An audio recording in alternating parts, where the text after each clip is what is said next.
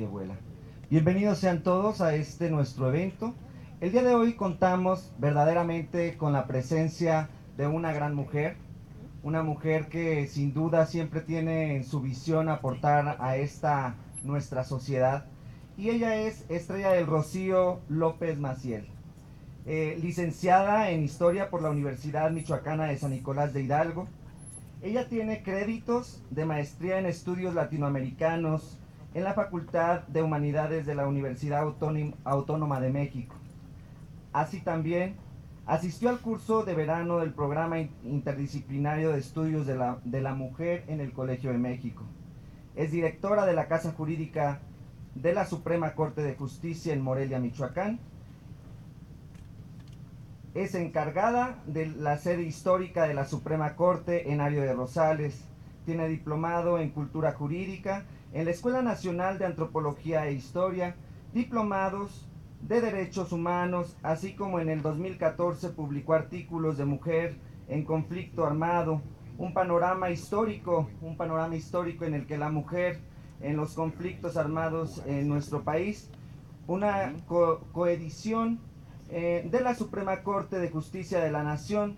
En formación desde el 2000 ha participado como disertante en diversas casas de la cultura jurídica del país, así como en otros espacios académicos con temas de historia de la mujer, derechos humanos de la mujer, igualdad, género, entre otros.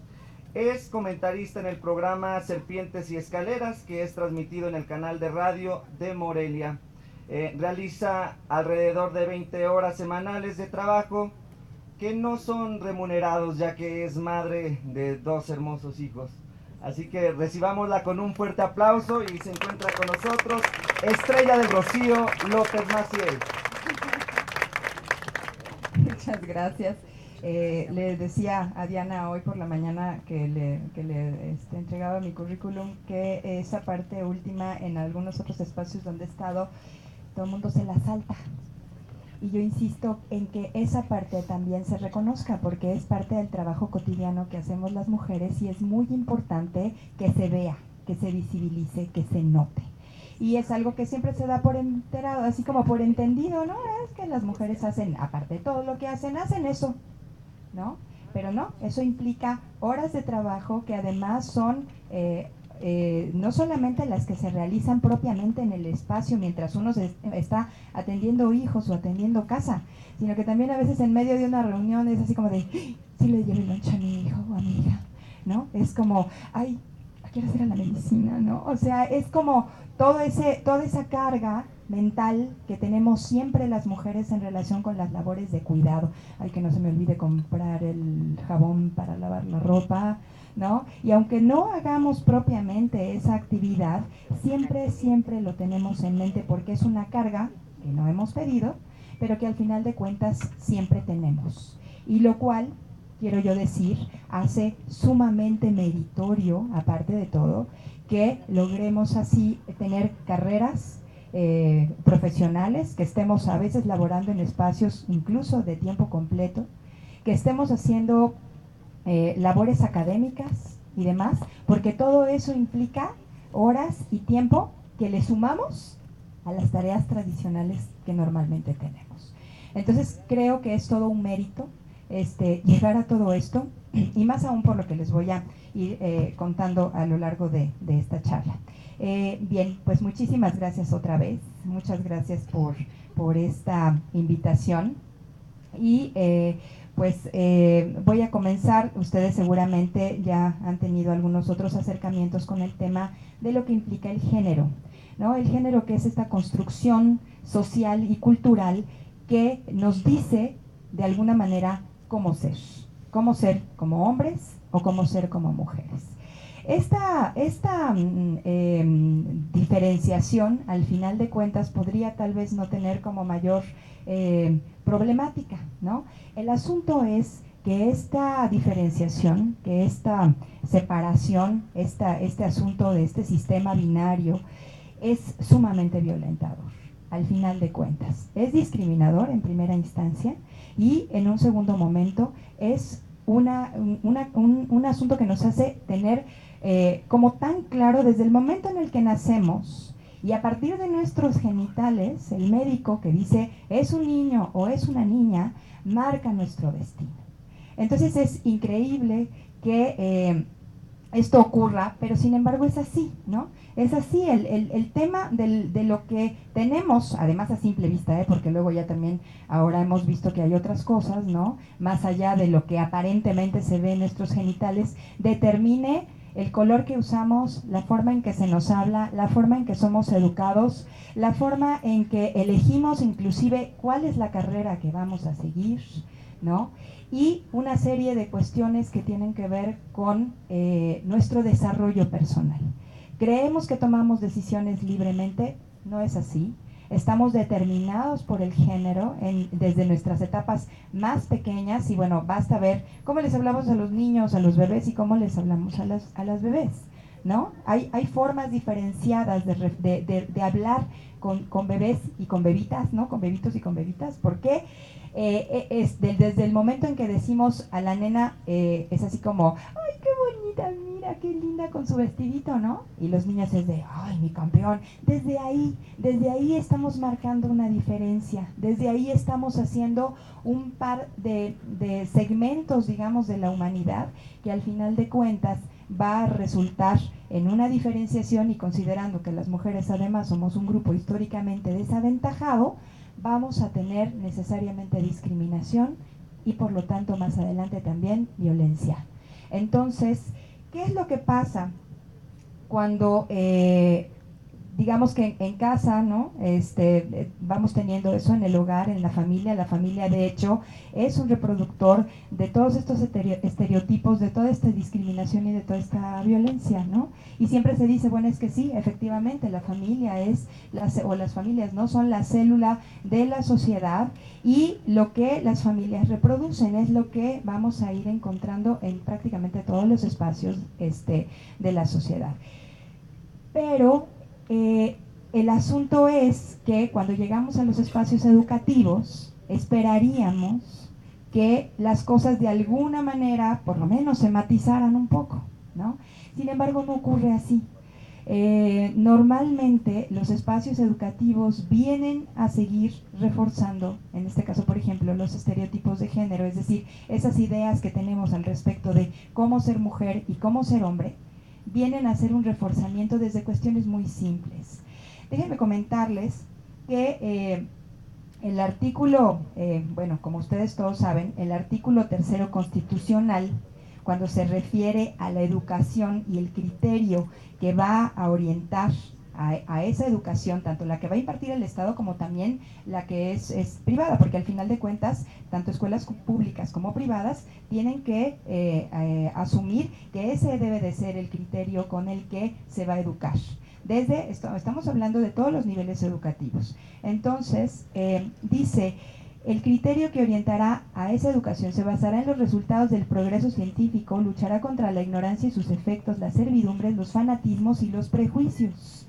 Eso es lo que dice el artículo 3º constitucional en su fracción segunda. Y luego además abunda, y esto para el tema que nos interesa, tiene que ser democrático, que tiene que luchar por la inclusión, una serie de cuestiones, pero en su apartado C dice, contribuirá a la mejor convivencia humana a fin de fortalecer el aprecio y respeto por la diversidad cultural, la dignidad de la persona, la integridad de la familia, la convicción del interés general de la sociedad, los ideales de fraternidad e igualdad de derechos de todos, evitando los privilegios de raza, de religión, de grupo, de sexos o de individuos, ¿no? Desde ahí la Constitución política de los Estados Unidos mexicanos nos está marcando cuál es la línea que tienen que seguir todas las instituciones educativas, desde la primaria hasta, pues yo creo que también en el caso de las universidades, porque al final de cuentas estamos hablando de la universidad, de la educación,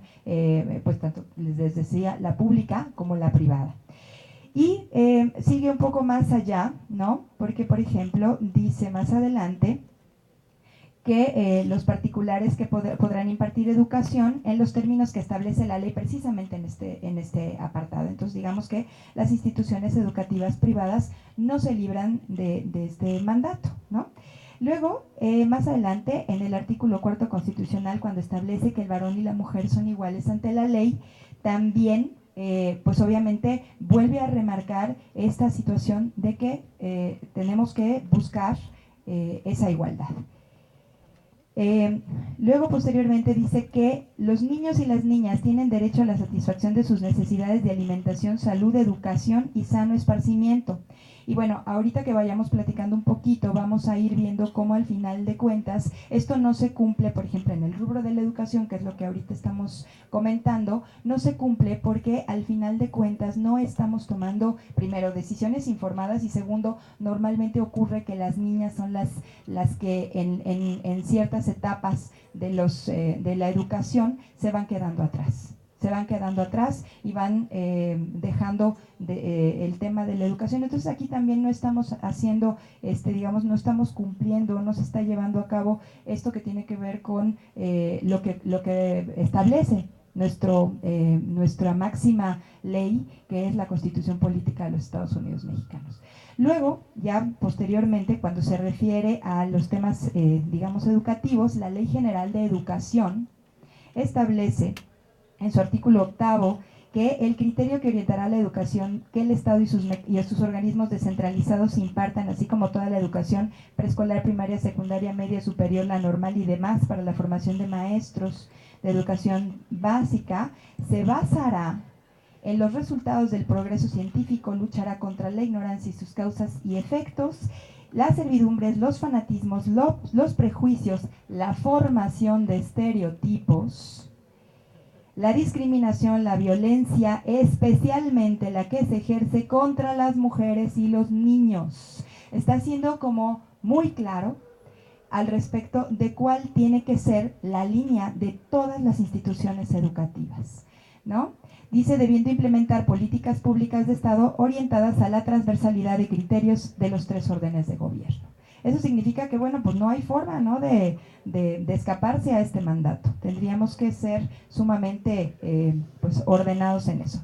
Me estoy refiriendo básicamente a lo que aquí se refiere. Y bueno, aunque aquí estamos hablando de niveles universitarios y estamos en una universidad, quiero ponerlos un poquito en antecedentes de qué es lo que pasa y cómo es que llegamos a la universidad en relación con esto que tiene que ver con los estereotipos de género. Esta charla tiene que ver con las instituciones educativas y la formación o la reafirmación de estereotipos de género en las mismas, ¿no? Entonces, digamos que los materiales que se han elaborado con la finalidad de, por ejemplo, los materiales de la Secretaría de Educación Pública, los programas de estudio, ¿no? Cada vez han ido mejorando más y cada vez más han ido agregando esto que se marca acá en el artículo 8, particularmente de la Ley General de Educación. Sin embargo, a pesar de que hay, digamos que se podría decir que buenos contenidos y que hemos tenido avances en ese sentido, seguimos teniendo una serie de dificultades por el tema de la currícula oculta. Es decir, todos esos mensajes, todas esas actitudes, inclusive a veces hasta actitudes corporales, palabras, frases, etcétera, ¿no?, con las que estamos dando un mensaje contradictorio.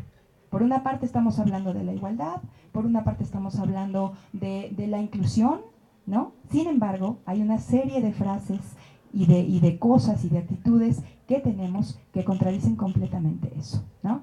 Y bueno, yo les traigo algunos ejemplos que me ha tocado ir viendo en mi proceso de educar a mis hijas. Yo tengo 2 hijas, una de 11 años y otra de 7 años, y estoy constantemente batallando y constantemente enfrentándome a la situación de escuelas que siguen manejando estereotipos de género muy, muy marcados. Por ejemplo, uniformes diferenciados, faldas para las niñas, pantalones para los niños. Al final de cuentas, el pants, por ejemplo, para deportes es lo mismo, y ahí sí se reconoce que son iguales y que, bueno, más o menos en lo que se pueden jugar a lo mismo y pueden tener las mismas actividades deportivas hasta cierto punto. Porque déjenme decirles, por ejemplo, que normalmente también hay ahí sesgos muy marcados en lo que se refiere a qué se dedican los niños y a qué se dedican las niñas a jugar. normalmente los patios de las escuelas, sino asómense un día a cualquier escuela primaria o incluso secundaria durante el momento del recreo y van a ver quiénes están ocupando el patio, en su mayoría. El centro del patio y una gran parte lo utilizan los niños jugando fútbol. Las orillitas del patio las utilizan las niñas y ellas juegan a cosas así chiquitas que no requieren como de mucho espacio y que además son como más discretas, ¿no? Un poco siguiendo esa idea de que esos juegos son de niñas, ¿no? Ustedes sabían, por ejemplo, no sé, ahorita se me viene a la mente que hasta el 67 se permitió que una mujer corriera una maratón porque se decía que se nos caía algo, ¿no? Entonces, y ella terminó la carrera casi arrastrada, ¿no? Y jaloneada porque no la dejaban terminar, porque decían que, ay, que no, que se va a morir, que no sé qué, ¿no? Pero sobre todo, pues más que nada era el tema del estereotipo y de el mensaje que al final de cuentas ella estaba lanzando, que es, las mujeres podemos hacer todo. Y lo que ocurre con los patios es eso. Las mujeres ocupamos los espacios de la orillita. Las mujeres ocupamos los espacios chiquitos, ¿no? Ese es el mensaje que de alguna manera se va lanzando con esto que tiene que ver con lo que les decía, con la currícula oculta, ¿no? Y, por ejemplo, si una niña se atraviesa y le dan un balonazo, entonces la culpa es de ella, ¿no?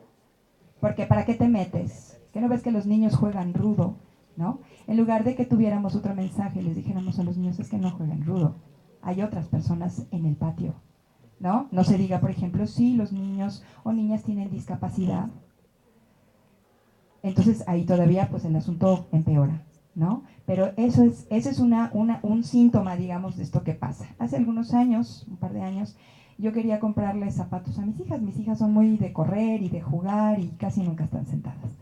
Entonces yo buscaba unos zapatos, porque era verano, entonces unos zapatitos abiertos, ¿no? Unos guarachitos o alguna cosa así, y me quedé impactada porque en las zapaterías casi todo el zapato que había era zapato de tacón y con brillitos. Y los zapatos de los niños sí eran cómodos. De hecho, yo les dije a mis hijas, ¿saben qué? Mejor les compro zapatos de niño, ¿no? Porque los zapatos de niño son mucho más cómodos, son cerrados, agarran todo el pie, ¿no? Y en el caso de las niñas, pues es así como que se espera que ellas estén sentadas, ¿no? Que ellas se vean bonitas, porque ese es otro de los mandatos que tenemos las mujeres, ¿no? Y por eso muchas veces nos tenemos que levantar media hora antes o una hora antes para poder más o menos sacar esto, ¿no? Entonces, con sus asegúnes, ¿verdad? Porque igual dirán, pues tanto tiempo para nada, ¿no? Pero al final de cuentas es eso, ¿no? El tema, por ejemplo, filas separadas. Tenemos escuelas que son mixtas y insistimos, y los maestros insisten y insistimos en separar hombres y mujeres, ¿no? Y recuerdo aquellas épocas, ¿no? En que las misas, por ejemplo, también eran así, ¿no? Los hombres de un lado y las mujeres del otro, y cuidadito con que se mezclaran, ni siquiera se podían voltear a ver, ¿no? Entonces eso es algo que también dices, ¿por qué tienes que hacer esa separación? ¿Por qué no incluirlos por estaturas, por lo que quieras, no sé, ¿no? Pero mezclados, ¿no? Porque al final de cuentas estás mandando un mensaje, ustedes son de otro planeta cada uno, ¿no? Ese rollo de las mujeres son de Venus y los hombres son de Marte, que tampoco es cierto, todos somos de la Tierra, ¿no? Y al final de cuentas, todos y todas vivimos en este planeta y tenemos que encontrar formas de convivir. No es que seamos seres alejados, porque pues además ni siquiera seríamos iguales, a lo mejor unos serían verdes y otros serían, bueno, no sé. Está también este tema, hace muchos años en los Estados Unidos, en relación con este tema de la separación, ¿no? Se dio este asunto de los separados pero iguales. Había escuelas, la segregación mandataba eso, ¿no? Había escuelas para negros y escuelas para blancos, ¿no? De hecho, pues todos recordamos esas imágenes de niños y jóvenes, además, curiosamente, dos mujeres, una pequeñita y una mujer que entraba a la universidad, que entran a la universidad de blancos, resguardadas por el ejército, ¿no? De los Estados Unidos, porque no les permitían el acceso por ser negras, ¿no? Y entonces se decía, pues es que son iguales, ¿no? O sea, están separados, pero son iguales. No es verdad. Eso al final de cuentas no ocurre. Siempre ocurre una situación cuando hay grupos históricamente desaventajados y tú los separas. Siempre ocurre que tiendes a darle a uno más que al otro. Y siempre dejas un poco atrás y siempre dejas abajo al que es históricamente desaventajado. En este caso, a las mujeres de alguna manera, ¿no? Eh, los festivales infantiles, qué cosa tan terrible. Hace uno muchos corajes con eso. Los festivales infantiles y muchas de las cuestiones que se manejan en las escuelas en este sentido como cuestiones artísticas son sumamente estereotipadas, sumamente estereotipadas. En algunas escuelas inclusive expresamente piden que las niñas vayan maquilladas, ¿no? Entonces eso lanza a las niñas dos mensajes. Uno, que son feas, ¿no? Porque los niños no necesitan hacerse nada. Ellos ya son así lindos, nada más tienen que hablar para encantar a todo mundo, ¿no? Y en cambio, nosotras tenemos que arreglarnos porque estamos descompuestas, ¿no? Entonces hay que hacernos algo, a que se note que somos mujeres y que estamos preocupadas por nuestro aspecto personal. O sea, no importa que nos bañemos todos los días y 5 veces y demás, no, aparte de todo, tenemos que ocupar esa hora extra. Y fíjense, hablando de esto y de los deportes, les comento, los concursos de gimnasia, por ejemplo, estas actividades que son como más de niñas, ¿no? Los concursos o las competencias de gimnasia son un espacio donde ocurre toda esta, se puede decir así, violencia, ¿no? Una niña que tiene una competencia a las 8 de la mañana tiene que levantarse a las 5 para peinarse, para peinarse. En lugar de que dijeras para dar una última entrenadita o calentar un poco o desayunar bien, ¿no? Las personas que van a estos concursos, las niñas que van a estos concursos, llevan unos peinados tan elaborados que implican por lo menos una hora, ¿no? Porque sí se trata de que esté bien agarrado el cabello, pero también que esté bonito. Y les ponen brillos, y les ponen maquillaje, y les hacen unas cosas. Y además, los leotardos brillosos, vistosos, ¿no? Recuerda aquellas muñecas que eran de cartón o de papel maché y que daban maromas, ¿no? Las maromeras esas, que eran como cirqueras, ¿no? Entonces, eso es así como, sí estás haciendo un deporte, sí es un deporte de alto rendimiento, sí necesitas trabajar durante horas y horas, pero que te veas linda, ¿no? Y decía, bueno, que a los niños también les piden lo mismo, ¿no? Quisiera ver, a ver, ¿qué hacen los niños? No, los niños con su shortcito blanco y su playerita, ¿no? Porque pues ellos ya son talentosos de por sí. Y las niñas nos tenemos que arreglar. Entonces, el hecho de que las escuelas estén promoviendo ese tipo de cosas, les digo, primero lanza el mensaje de eres fea, necesitas arreglarte. Y el segundo mensaje que lanza es requieres hipersexualizarte para poder tener algún éxito o ser vista. Y con esas ideas, llegamos a la universidad. El tema del cabello, por ejemplo, en los hombres, ustedes sabían que en la mayor parte de las escuelas existe un reglamento que indica que los niños deben de traer el cabello cortado de casquete corto.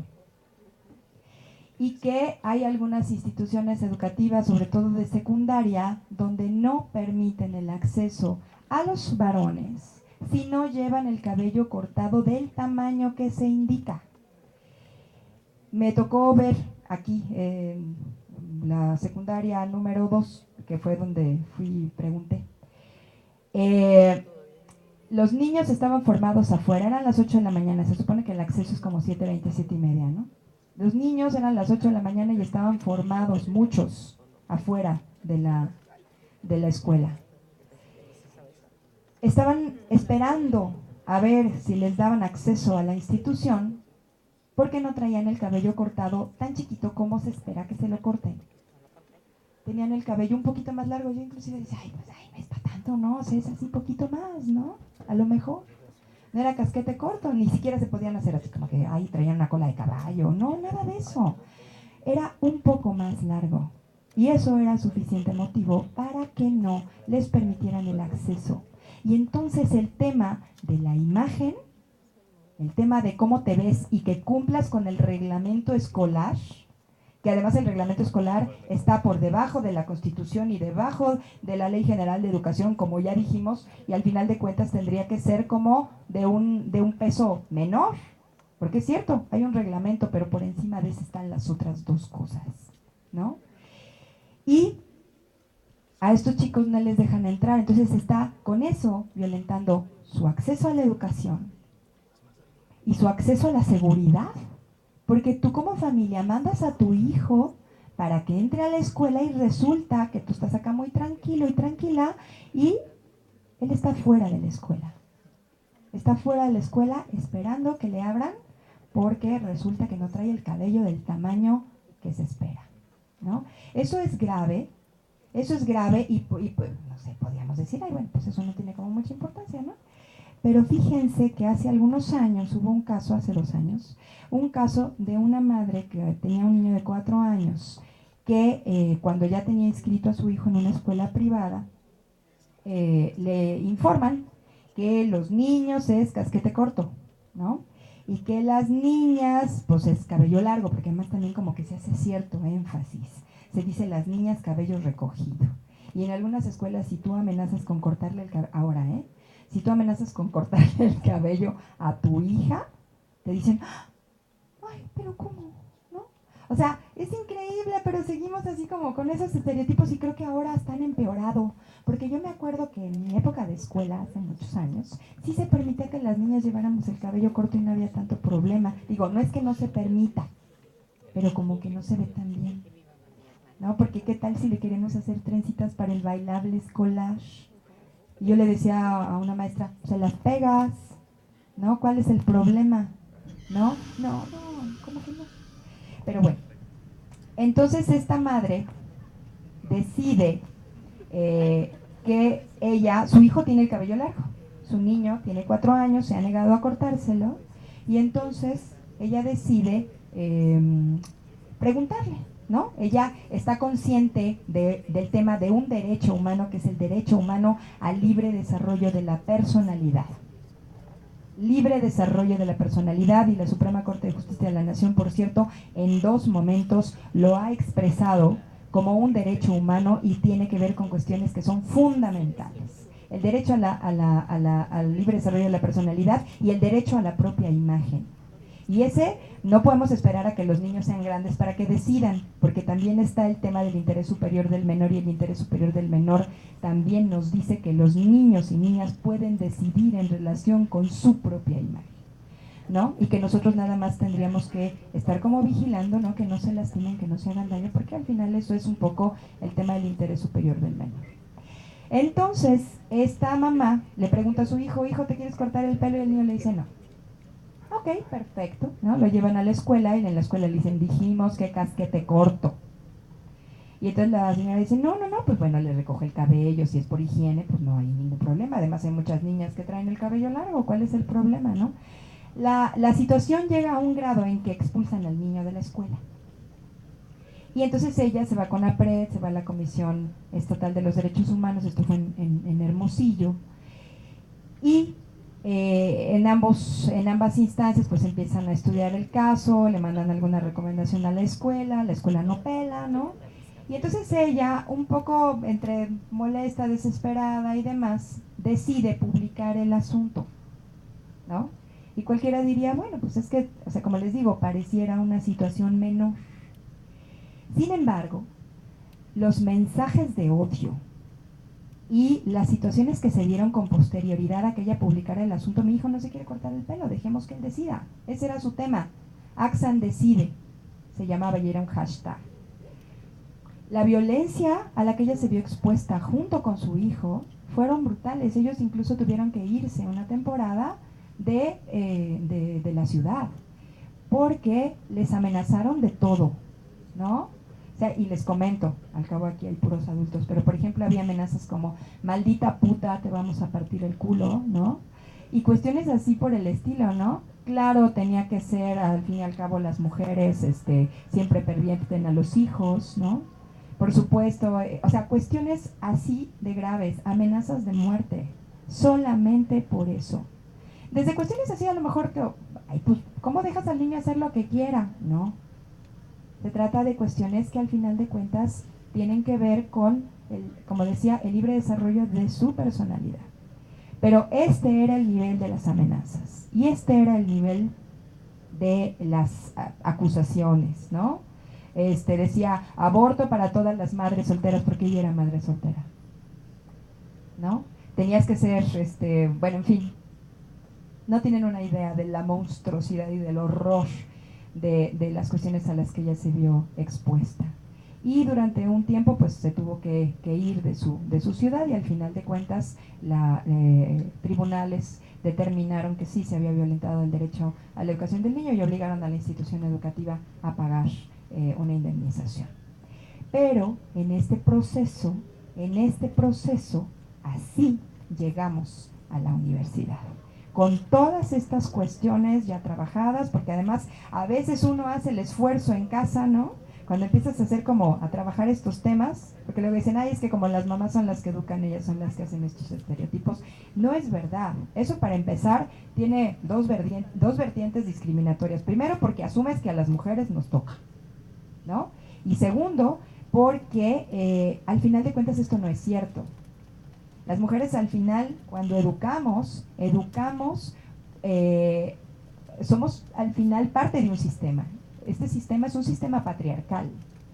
Y este sistema nos obliga a hacerlo así. Si no, yo quisiera preguntar, ¿no?, a alguna mamá que haya querido darle una muñeca a su niño pequeño y cuál fue la reacción alrededor de ella, ¿no?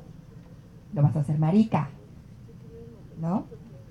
¿Qué estás haciendo, no? ¿Qué clase de persona eres? Eres malvada, ¿no? O sea, como esta mujer, como la madre de Axan, que se atrevió a decir, yo quiero respetar a mi hijo, que quiso educarlo de una manera diferente, que quiso hacer valer el derecho de su hijo a su propia imagen, por ejemplo, y el ataque fue brutal, lo que significa que no.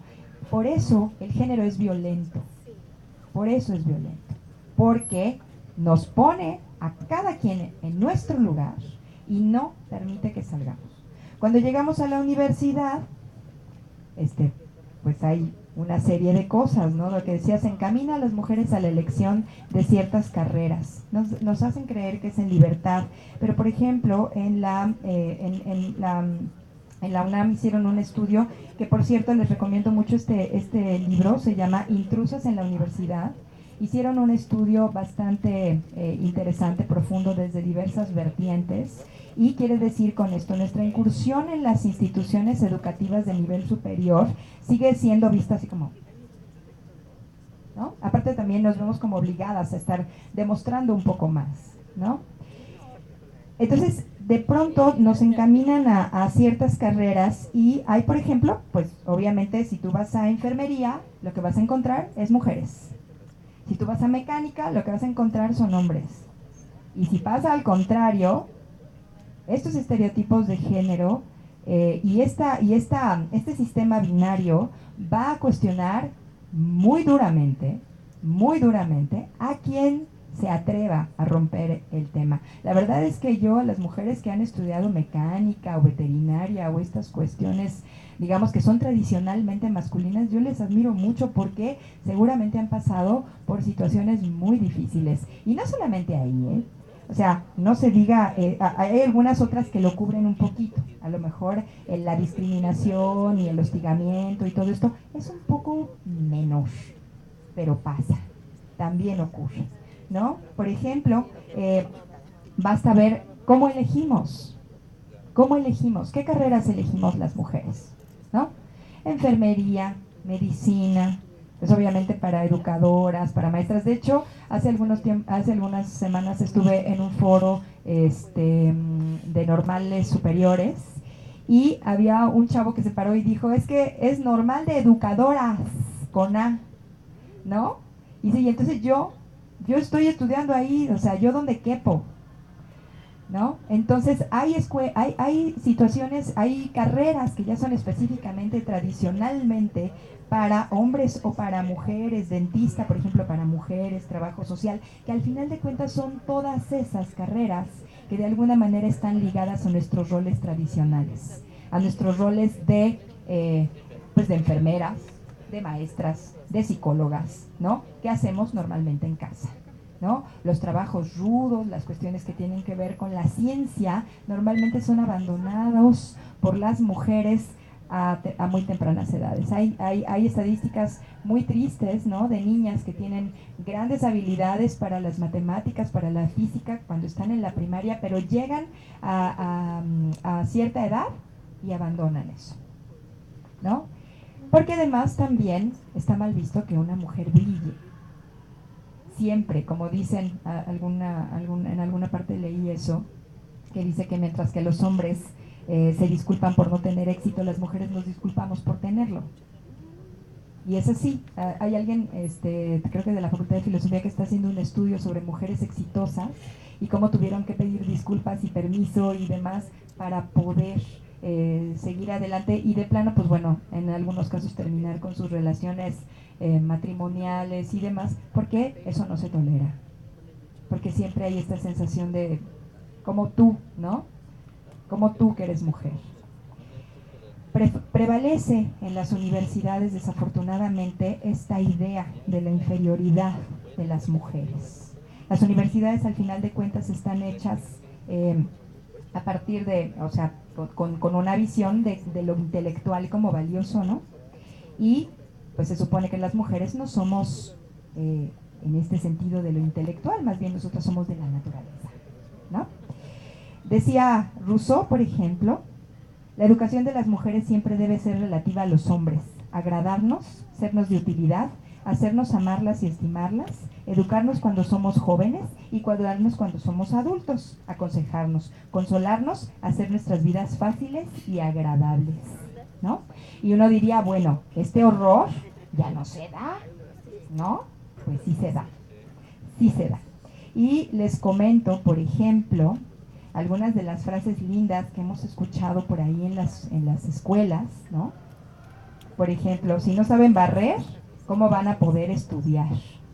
¿No? O sea, primero cumple con tus tareas asignadas tradicionalmente y luego ya piensas en lo demás. Hasta hace poco, el Código Civil del Estado de Michoacán, prácticamente de todo el país y seguramente en muchas partes del mundo, establecía que para que una mujer pudiera ingresar al espacio laboral o buscar un empleo, tenía que primero haber cumplido con sus labores en casa. Así estaba establecido en el Código Civil del Estado de Michoacán hasta hace algunos años, o sea, no crean que esto es algo así como de la prehistoria, ¿no? Esto hace 10 años, así decía. Decía un profesor de la Facultad de Derecho, está bien que las mujeres vengan a la universidad para que nos sirvan el café. O sea, para que vean que no solamente en mecánica y así se dan estas cosas, ¿no? Al final de cuentas esto subyace a todo lo que hacemos y a todo lo que somos. Y es algo que nos envuelve. El género, los estereotipos de género, la violencia de género y la discriminación están presentes en todos los espacios, desafortunadamente en todos los espacios académicos. ¿Tienes una hija fea y ordinaria? Inscríbela a veterinaria.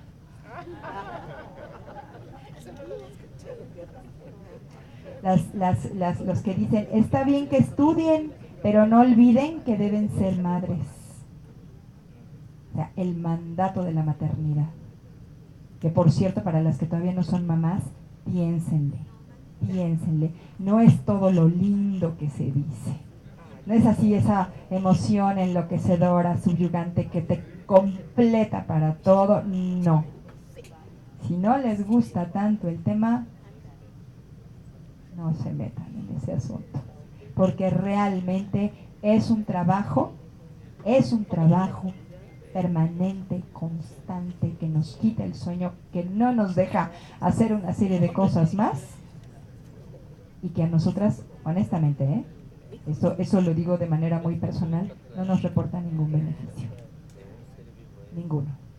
Es solamente trabajo. Y luego dicen, ay, es que sí, que sea mamá, y luego vas a ver cuando ya vaya creciendo las satisfacciones que te va a dar y dices, ¿cuáles?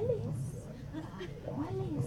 No, pues cuando ya vayan a la universidad. Ah, no, pues bueno, pues ya, qué chido, ¿no? Pues ahí a ver si ya me mantienen, ¿no? Pero no es cierto, ni te mantienen.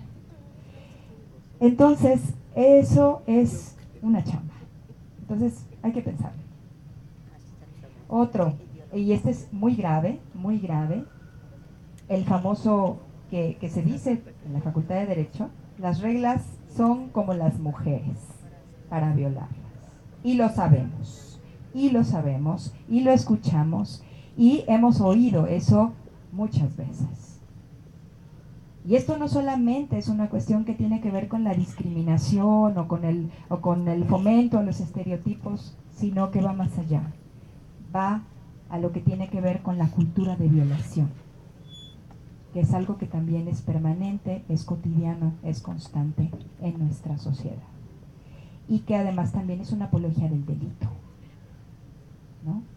Entonces, bueno, esta es un poco el panorama, ¿no? Era lo que yo quería comentarles. Y yo creo que hay algunas cuestiones muy sencillas, ¿no? Yo creo que podemos empezar a exigir a las instituciones educativas desde los niveles más básicos, quienes tienen hijos, quienes tienen hermanitos en la escuela, en fin, hermanitas, ¿no? Ir preguntando a las instituciones educativas, ¿manejas perspectiva de género? ¿Estás realmente haciendo crecer a los niños y siendo educados en un ambiente igualitario? ¿No? O sea, agarrar el teléfono así como nomás por hacer la maldad, ¿no? Y preguntar, disculpe, quiero inscribir a mi hijo a la secundaria, ¿manejan perspectiva de género? ¿No? Sí, porque además se te quedan viendo así como, sí, claro, aquí a las niñas las tratamos como con un pétalo de rosa, ¿no? Dices, no, eso no es. Eso no es. No queremos tratos privilegiados, queremos trato igualitario. Y cuando a veces me preguntan, es que ¿cómo le hacemos con las mujeres? Trátalo igual que tratas a tu compadre. O sea, a tu compadre no amanece y le dices, ay, qué lindo amaneciste el día de hoy, ¿verdad? ¿No? O sea, trátenos como tratan a otros hombres, ¿no? Y esto es un llamado para los hombres que están acá y que me da mucho gusto que haya hombres, porque normalmente se piensa que estas son cuestiones que tienen que ver con nosotras. Y honestamente, estamos un poco cansadas. Hemos hecho mucho trabajo, estudiamos, trabajamos, vamos a foros, hacemos, platicamos, decimos, vamos, en fin, mil cosas. Y no logramos avanzar.